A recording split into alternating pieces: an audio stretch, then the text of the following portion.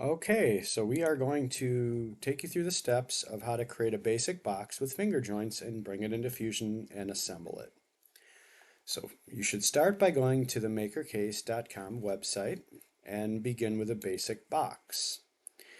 So for this demonstration, we are going to start with a very simple box. We're going to do a 6-inch wide by 4-inch high by, we'll say, a 3-inch deep box. So you should see it look like this. Make sure that your material thickness is set to 1/8 of an inch. We're going to do a closed box. You can see an open box leaves the top open, but we're going to go ahead and we're going to close it. And if you scroll down, we're going to make sure that we use finger joints.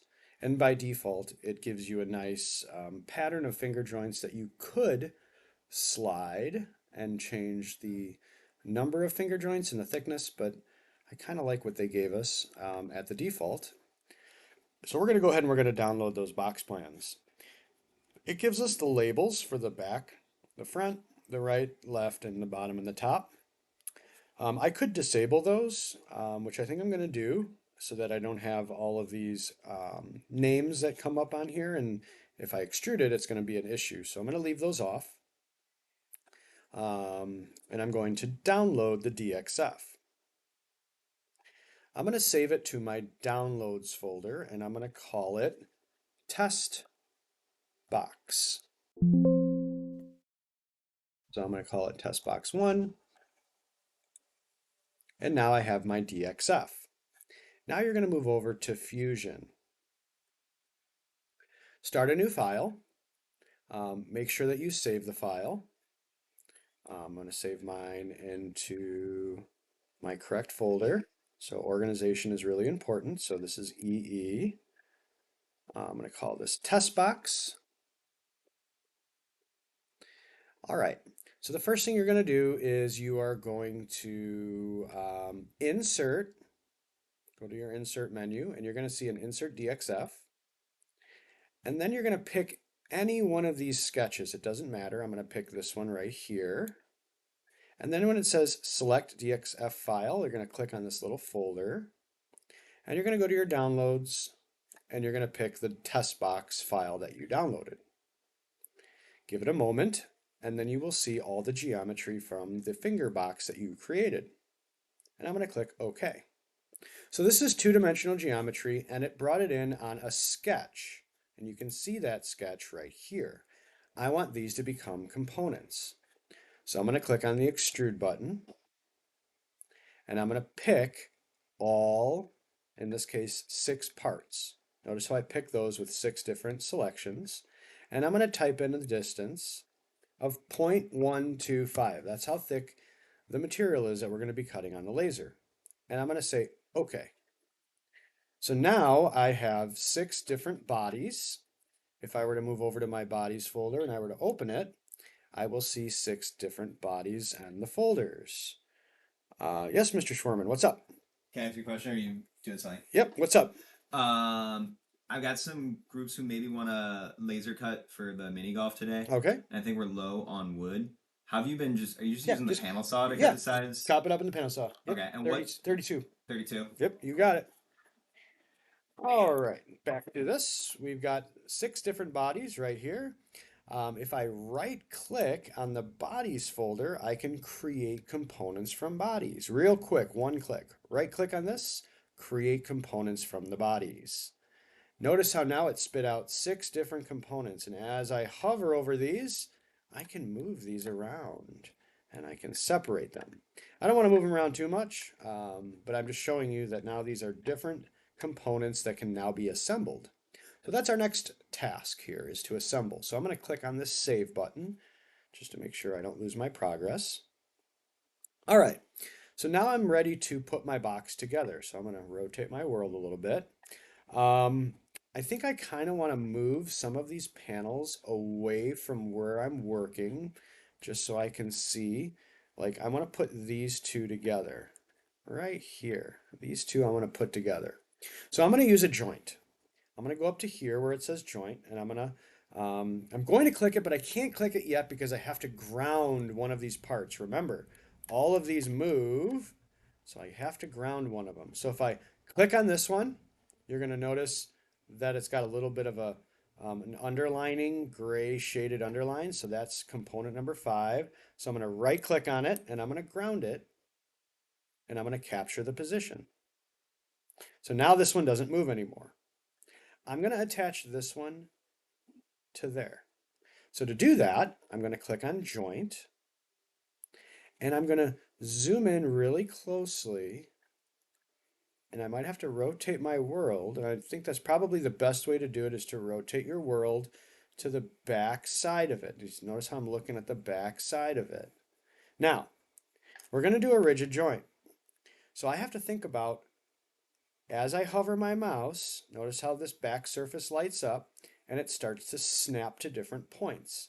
So I want to make sure that I snap to the surface and a point, like this point, and I'm going to click. And then I want to find another part on what it's going to connect to. So on here, so this surface, and then this point right there.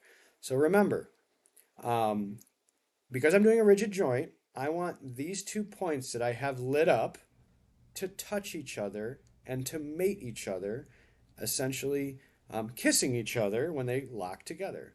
So I'm holding this still so you can see that this little symbol that lights up is going to lock together with this symbol. So I'm going to go ahead and I'm going to click and see how they come together. And I'm going to click OK. And I'm going to zoom out, and you'll see that now this side has been locked here. I'm going to do another one. Spin it back around. I'm going to drag this side, this is the left side of my box, kind of bring it over where I'm working. I'm going to pan, and I'm going to rotate to the back side, and I'm going to bring it closer, and I'm going to zoom in again. Now again, I want this face and that midpoint of that face to lock on to this face and this back midpoint of this face. So watch. Joint, this face, that midpoint. Notice how it snaps. Got to be careful before I click. Right there. Needs to mate and lock to this face. But I'm going to zoom in. Zoom in, zoom in, zoom in. This face, but not that point. That point. Be careful. Not that point, but that point. And you'll see it locks in place. And I'm going to say, okay. All right, a lot of pressure here. Okay, so now my back panel, I can bring it down. Now if I look at this one, you can kind of see I might have to work from the inside. So you can kind of see that this face and that point, this face, that point, and now I'm going to have to spin it around.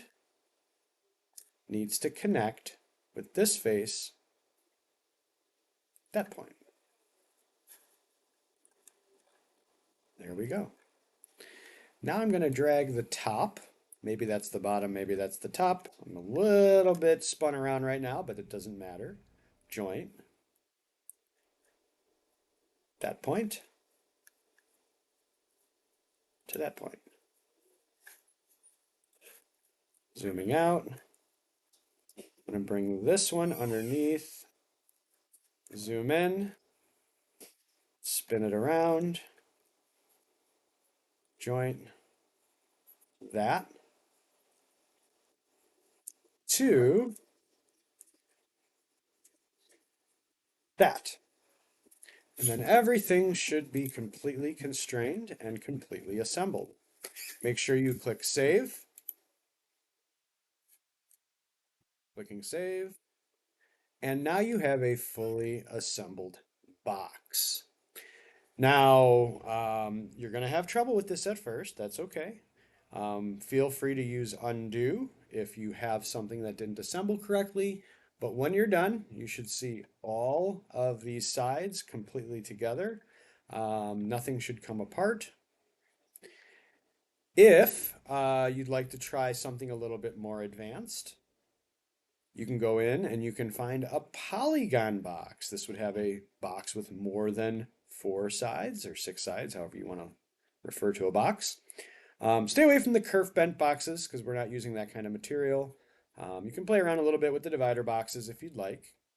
I also gave you a link to a slightly more complex, oops, wrong class, um, website for box generating. It's called Advanced. So if you'd like to play around a little bit with advanced box generation, we've got the Festi info boxes. This one's kind of neat. If it loads, it will give you the opportunity to build all kinds of projects by entering in the data, just like this. You'll see we've got standard boxes, boxes with flex. Again, stay away from the flexible boxes, but we've got trays, shelving, wall-mounted boxes. If you go to miscellaneous, you're going to find a lot of really cool ones like arcade games and storage containers, coin boxes, and all kinds of neat stuff. So feel free to kind of check these out. Don't get, too crazy with some of the interesting formations. But one thing to note on this website, I've kind of found, you do have to download an SVG file instead of a DXF. So I can help you with that. And then you have to scale it. So for this, once you put in your settings, which is actually in millimeters, when you download it, so for instance, if I were to download this as an SVG to my downloads, let's call it magazine file. The only thing different that you would need to do, if you're still following this video, would be to insert an SVG and scale it times 4. So you would insert the SVG magazine file and you'd pick your plane. Oops, I just messed that up. Insert from computer, open, and then you'd put your scale right here to be 4. And then you would have your geometry just like that. Okay, so if you're going to work with the advanced box creator, call me over and I can help you troubleshoot some of the things I've found by using the advanced one. Thank you so much for watching.